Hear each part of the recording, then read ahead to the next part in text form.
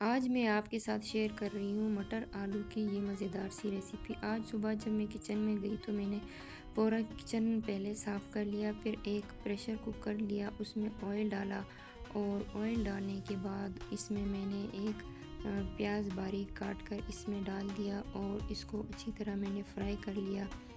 ये देखिए दोस्तों, इस तरह से मैंने इसको फ्राई किया और फ्राई करने के बाद फिर मैंने इसमें दो बड़े साइज़ के टमाटर लिए और टमाटर को पीस कर फिर मैंने इसमें डाल दिया।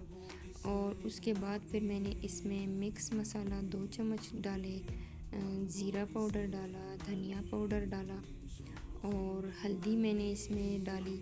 हल्दी डालने के बाद फिर मैंने इसमें नमक डाला और नमक डालने के बाद फिर मैंने इसमें कसूरी मेथी इसमें डाल दी और इन सारी चीज़ों को मैंने अच्छी तरह से भून लिया। दोस्तों, आपने टमाटर को और प्याज को और इन सारे मसालों को अच्छी तरह भून लेना है। जब ये सारी चीज़ें भून जाए और मसाला तेल छोड़ने लगे, उसके बाद फिर मैंने इसमें मटर ऐड कर दिए और मटर ऐड करने के बाद फिर मैंने इसमें तकरीबन मटर को डालने के बाद मैंने इसको अच्छी तरह भून लिया।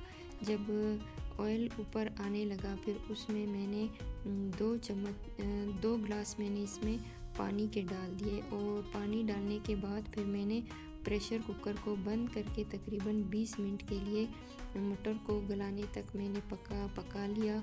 फिर उसके बाद मैंने दोस्तों इसमें, ये देखिए दोस्तों, फिर उसके बाद मैंने इसमें डाल दिए आलू।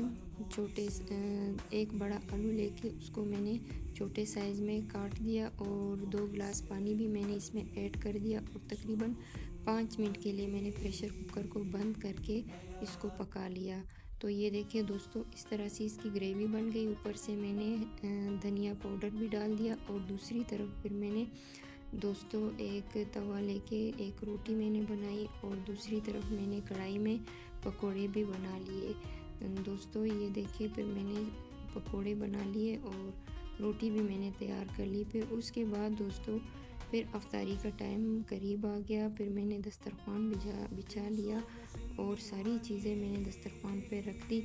और ये देखिए दोस्तों, ये सारी चीज़ें फिर मैंने दस्तरख़्वान पे रख दी और फैमिली वालों के साथ मैंने रोज़ा अफ्तार किया। फिर उसके बाद दोस्तों फिर हम चले गए अफ्तारी के बाद शॉपिंग करने और उसके बाद हमने वहाँ पे आइसक्रीम खाई।